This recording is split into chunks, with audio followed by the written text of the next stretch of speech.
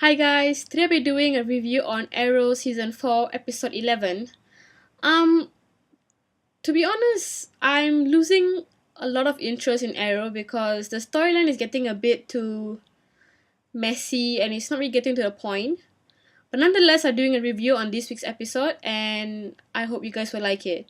So it starts off with a preview of what happened in the beginning, where Felicity actually got hit by the crossfire and she's now handicapped. So um, Oliver has to actually put in extra effort to take care of her and be there for her and everything, and also juggle out his role as the Arrow.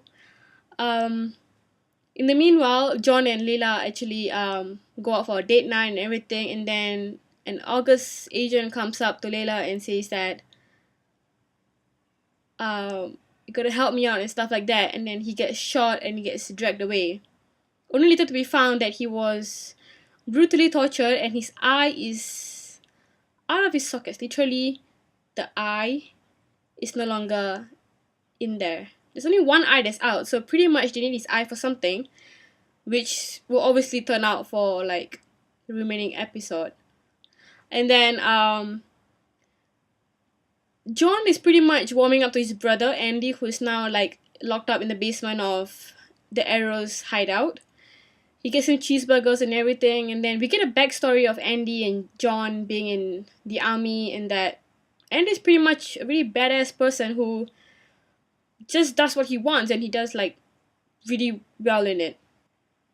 He's pretty much a daredevil, to be said, and I don't know that Daredevil is currently showing on Netflix as well, but I've not checked it out, so I've got no idea on what happens over there. Felicity is left all alone at home, and she starts hearing voices. And it's actually just pretty much herself when she was younger with the black hair and all that emo look. So she pretty much fights with herself, and when Oliver and the team are actually on ground and like in between like fighting and stuff like that, they actually needed her help, and she actually did not do a good job in it. She actually messes it up really badly, and she feels really bad and she feels guilty that it was her fault. That's why the team almost got caught and got shot and pretty much might have been killed as well. But they all make it out safely, and she still feels guilty. So she fights herself, and in that way she actually kind of pushes away Oliver as well. So Laurel actually tells Oliver that he shouldn't be too hard on himself because Felicity is her own person and she's a very independent woman. She will come back when she needs him, and that's about it. He just has to wait for it to happen. We get to know more about Shadow Spires. Weird way of saying it, I know, but it's pretty much just another team that Andy worked for as well, and the team leader is the guy from the army.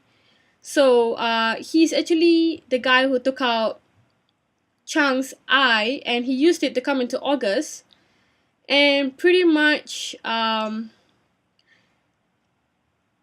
to convince Amanda Waller, was checking her name, pretty much trying to convince Amanda Waller to give up this code, which she doesn't want to because she doesn't have to, and it's really like high top security kind of stuff.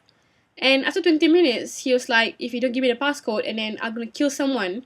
She doesn't really care because she's a cold-hearted, person. And then, Lila is there, so he pretty much kills Amanda Waller. So goodbye to her. I never really liked her in the first place. So, R.I.P. Amanda Waller. A moment of peace for her. Okay, no, just kidding. So yeah, he just threatens Lila who to like give up the passcode, which Felicity is actually working against her to keep it as secure as possible. In the meantime, because Andy is in the basement of August's organization, and then Andy gets pulled out from the basement and he meets the guy who realizes that they two used to be like working together in the army, and he says that, oh, my brother is around here somewhere. If you catch him, then Lila has to give you the passcode. So pretty much we all were start thinking like, oh, this guy's literally against his brother, but no, he actually works with the brother and just like pretended to like be against him. So glad to have Andy back again. Um,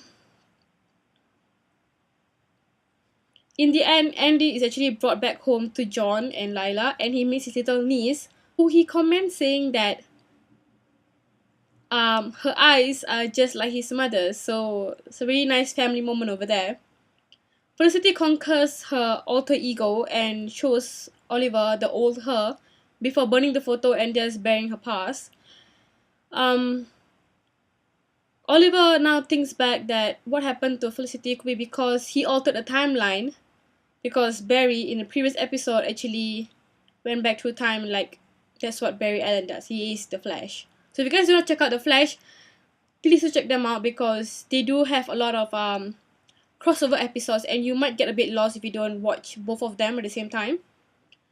But right now I'm kind of rooting more for Flash because they have way more better stuff on it than the Arrow. The Arrow is pretty much really chaotic and really messy. It's literally all over the place, and I'm not really into Arrow anymore. But it's an okay episode. I'll just give it like a 3 star or 2.5 star. It's a really boring episode, like kind of episode, seriously.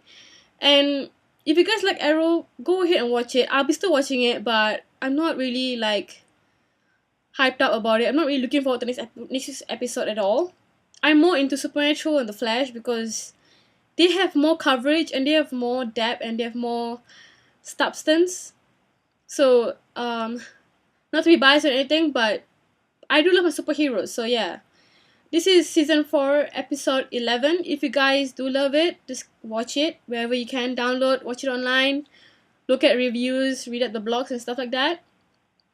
I do love Stephen Amell, by the way. He's an amazing actor.